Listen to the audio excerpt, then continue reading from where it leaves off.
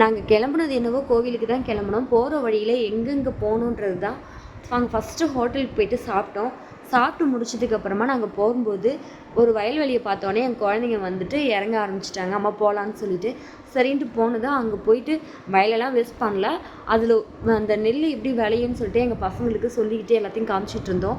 அதுக்குள்ளே இந்த கிணத்துல வந்துட்டு ஒரு பாம்பு இருந்துச்சு. அந்த பாம்பு மீனெல்லாம் நிறைய இருந்துச்சு. அதோட என் பசங்க கல்லை போட்டு என் குழந்தைங்கள்லாம் விளையாண்டுட்டு இருந்தாங்க. அதுக்கப்புறம் அந்த இடத்துலேருந்து நாங்கள் கிளம்பிட்டு அங்கே போகும்போது வழியில் இந்த சவுக்குத்தோப்பு இருந்துச்சு. வெளியிலேருந்து தான் சவுக்குத்தோப்பு பார்த்துருக்கோம், உள்ளே போனது கிடையாது. ஃபஸ்ட் டைம் இது நான் சவுக்குத்தோப்புக்குள்ளே போனதும் அது ரொம்ப அடம்பாக இருட்டாக இருக்க மாதிரி இருந்துச்சு. வெளியிலேருந்து பார்க்கும்போது உள்ளே போனாக்கா சூப்பராக இருந்துச்சு. நல்லா ஜில்லுன்னு இருந்துச்சு காற்று. நாங்கள் போனது சரியான வெய்ய நேரம். இது உள்ளே போனோடனே நல்லா ஜில்லுன்னு இருந்துச்சு சூப்பராக. அதுக்கப்புறமா மறுபடியும் நாங்கள் கிளம்பிட்டு கோவிலுக்கும் போயிட்டு சாப்பாடு வாங்கிக்கிட்டு சாப்பிட்றதுக்கு போனோம். அங்கே சாப்பிட போன இடத்துல பக்கத்தில் வந்துட்டு இந்த ஒரு சின்ன குளம் இருந்துச்சு. இந்த குளத்துல போயிட்டு என் குழந்தைங்கள்லாம் கல்லை விட்டு விளையாண்டுக்கிட்டு ஜாலியாக என்ஜாய் பண்ணிக்கிட்டு இருந்தாங்க.